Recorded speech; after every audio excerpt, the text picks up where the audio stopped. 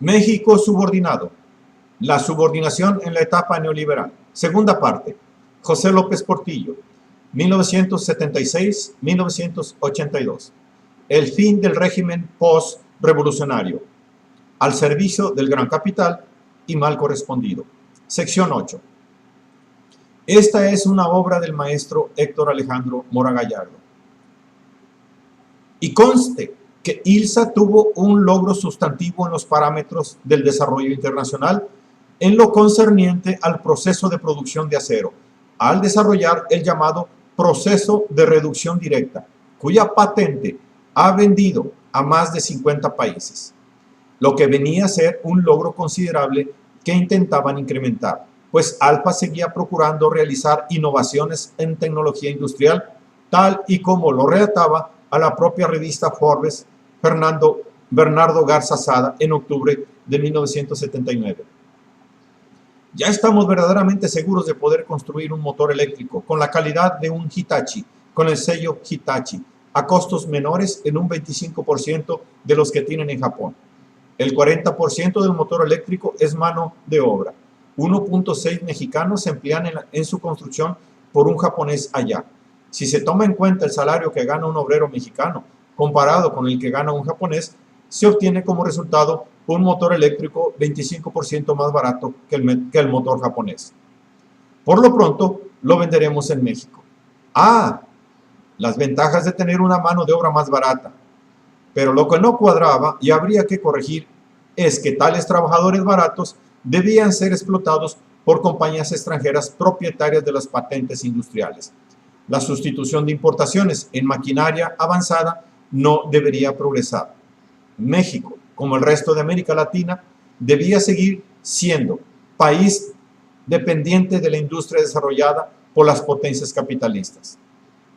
E imposible competir con las consolidadas empresas metropolitanas que tenían el mercado ganado. Y la hipertrofia de Alfa no ayudó a concentrarse en la producción industrial, cuando que el boom que afectaba a la economía mexicana se debía al impulso petrolífero, con otro aspecto negativo de que se lograba crecer gracias a que el gobierno subsidiaba múltiples insumos y materias primas, lo que, aunado a la mencionada mano de obra barata, permitió 2 o 3 años de crecimiento incomparable. El crecimiento de Alfa en el periodo de López Portillo fue asombroso. Entre 1978 y 1980, sus ventas crecieron 4.363 millones de pesos, de 4.363 millones de pesos a 46.221 millones, 959%. Crecimiento muy superior en promedio al de la producción industrial y al Producto Interno Bruto. Sus activos pasaron de 7.176 millones de pesos a 91.055 millones, 1.169%, y sus utilidades aumentaron de 469 millones de pesos a 3.733, 796%, resultando sus ventas solo superadas por las de Pemex y Sidermex. Y el grupo ILSA se había convertido en el primer complejo siderúrgico integrado del país. ILSA era una potencia acerera en México que tenía entre sus clientes a las 2 empresas paraestatales insignia, Pemex y la CFE, mientras competía con Sidermex, la paraestatal del acero en México, siendo ILSA el corazón de acero del grupo Alfa, representando para 1980 el 25% de ventas, el 30% de activos y el 16.5% del personal de la empresa. Cuando que Alfa tenía además otras 157 empresas diseminadas en 39 ramas de la economía. Para cuando el boom de la cotización de Alfa en la bolsa era otro exitazo. Las cifras de Alfa son las que se deben considerar para entender la altura alcanzada antes de la caída. Activos totales, 91.055 millones de pesos, 5.4 veces más que en 1976. Ventas, 46.221 millones, 5.3 veces más que en 1976. Capital contable, 38.716 millones, 5.6 veces más que en 1976. Utilidades, 3.733 millones, 5.3 veces más que en 1976. Cifras de 1980. Su coeficiente de inversión en el año fue de 25.6%, el más alto en la historia de México. Pero los del Grupo Monterrey crecían hipertrofiados. El error de caer en el vicio de comprar por comprar, con la agravante de que se compraba pidiendo prestado y a precios sobrevalorados. Y la economía conjunta crecía endeudándose e importando más de lo que se exportaba, apareciendo cuantiosos déficits en la balanza de pagos y de cuenta corriente, a la par que el crédito interno se encarecía. Mas la clave del derrumbe por venir consistió en que las tasas de interés del crédito externo se habían elevado desmesuradamente. Deuda más devaluación, combinación letal, la fórmula urdida por los prestamistas que hundía a México. Era el caso, contaba Bernardo Garza Sada, de que el capital bancario mexicano no estaba a la altura del extranjero, por lo que había que recurrir a la banca extranjera. En entrevista concedida en 1980, justo antes de que les cobraran los solventes bancos extranjeros los empréstitos y adiós conglomerado industrial.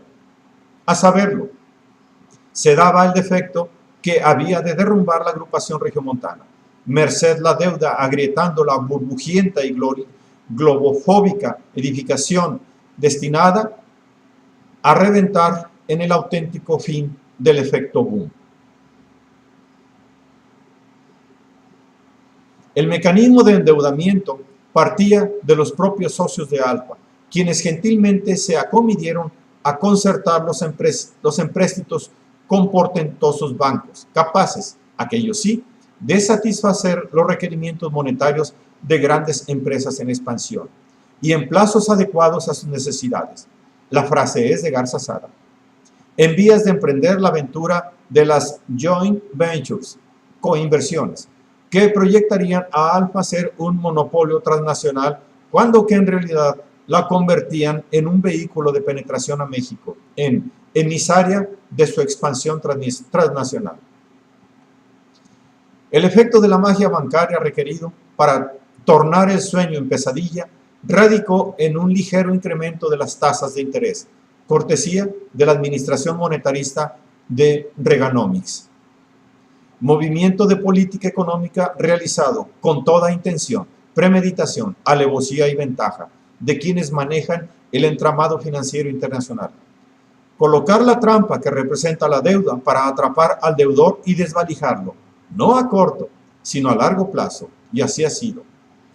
Lo que significa que el capital imperialista, empleando el recurso del dominio bancario y financiero, tenía el alfiler para reventar el boom del milagro mexicano. Crecimiento con petróleo. Pero cero previsión por parte de la dirigencia de Alfa, por igual que la burocracia de Estado. Total, que para octubre de 1981 Alfa tenía que ser rescatada por el gobierno merced un generoso crédito de 12,000 millones de pesos, otorgado por Banobras, en un préstamo que se procuró mantener en secreto. La solución adecuada a la subordinación. El Estado se endeudaba en dólares para prestarles en pesos a los quebrados del norte, en un préstamo que se resume como un total abuso anticonstitucional. Para que el periodo de apogeo de la industria en México viniera a terminar en un salvataje del Estado, cual suele ser que el capitalismo de los monopolios que presume abominar del Estado, con el mayor de los puritanismos neoliberales, termina por ser una entidad falsaria que recurre en la urgencia de la quiebra a que lo rescate de sus malas cuentas generadas por sus malos hábitos, demostrándose así que el Estado en la etapa neoliberal se ha convertido en el banco público de las empresas fraudulentas. Y si en México Alfa ocultó los números rojos, ante sus acreedores externos tuvo que mostrar sus repentinas miserias, que las cifras del año anterior estaban maquilladas. Alfa tenía un adeudo por 5,860 millones de pesos.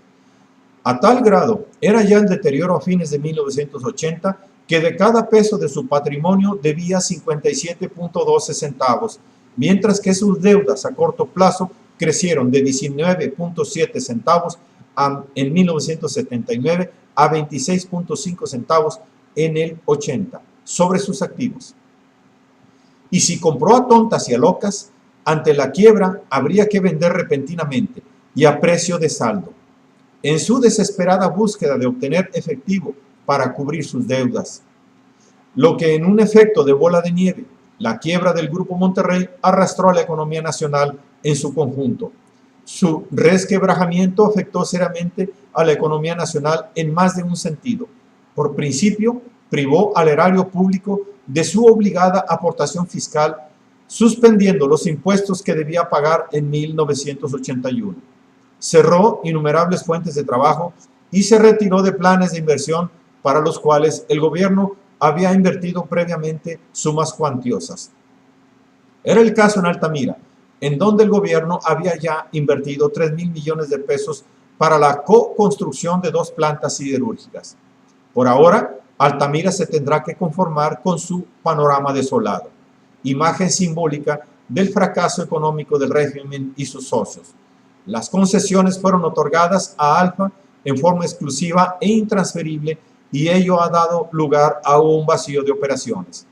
La expresión dinero enterrado encuentra aquí un referente ejemplificador de una política sustentada en la irracionalidad y en el abuso impune, como para ponerse en la lápida de la Alianza para la Producción.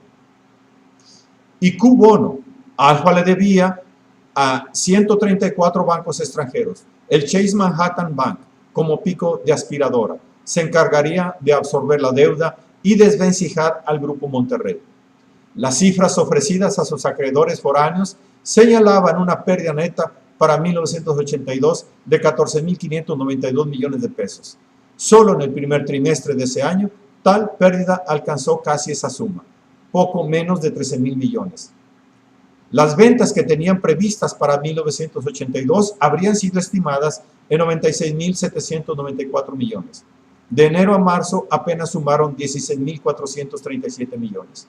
Por otra parte, para cubrir sus necesidades financieras en 1982, requiere de 20,000 millones de dólares, cuya obtención parece bien remota.